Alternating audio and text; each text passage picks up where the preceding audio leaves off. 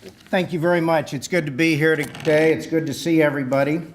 I was up here for the last 2 years as president of the Alumni Board, but it's a special pleasure and honor today to be here to introduce Dan Carmichael.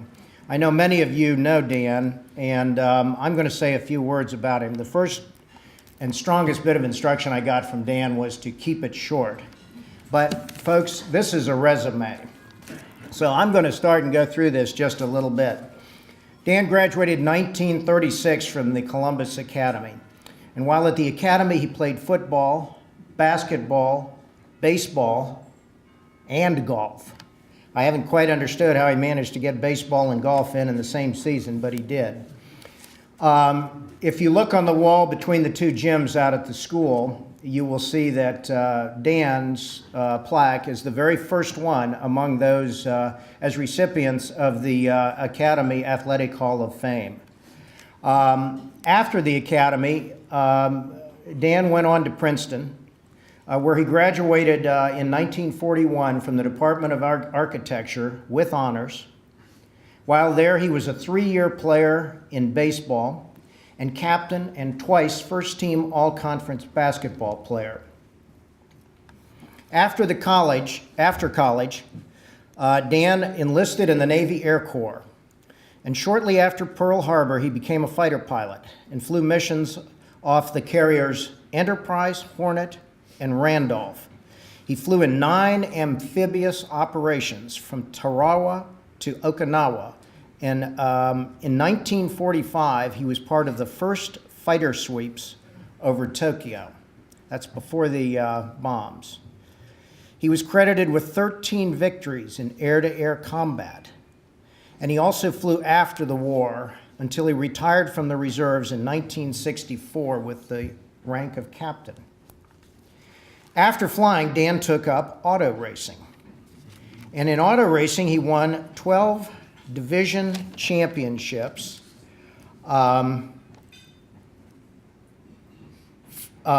This was through the Sports Car Club of America. He won 12 Central Division championships. He was the Ford Cup national champion in 1985 and won 3 SCCA national championships, including the 1995 Formula Atlantic Championship, for which he received the President's Cup.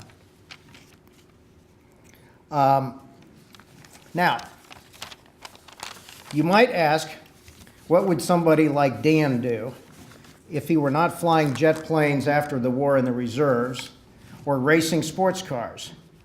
Well, he liked a game of golf.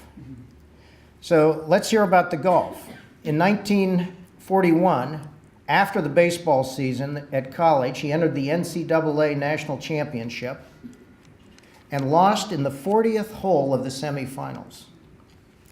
He was state amateur champion in 1960. He was state amateur second place in 3 other years. He was, for a record, 5 times a state amateur qualifying medalist. He was also state senior champion twice and winner of several other Central Ohio titles. He qualified for the U.S. Amateur Championship 14 times. He's also a past city senior handball champion, and by the way, a former president of this club.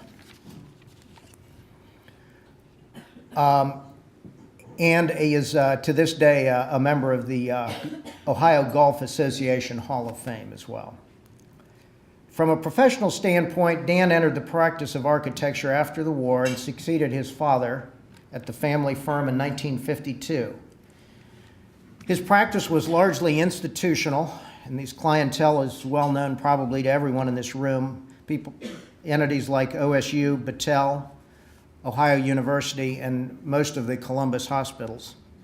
He was active in Rotary and professional associations, past president of the Columbus Rotary, and again, the athletic club. As I've spoken to Dan recently, I think one of the things that he is most proud of is receiving in 2003 the Navy's Lone Sailor Award, which is awarded for former Navy men who have distinguished themselves in their chosen professions while continuing to demonstrate the core values of honor, courage, and commitment. Dan has 3 children, Tracy, Dan III, and Sally, who live 2 in Michigan and 1 in Connecticut. Dan, throughout his life, has been an exemplar of what we strive to do at the Academy with the people that we try to put through the Academy. And that is encourage a standard of excellence in body, mind, and spirit. Thank you very much. With that, I'd introduce Dan Carmichael.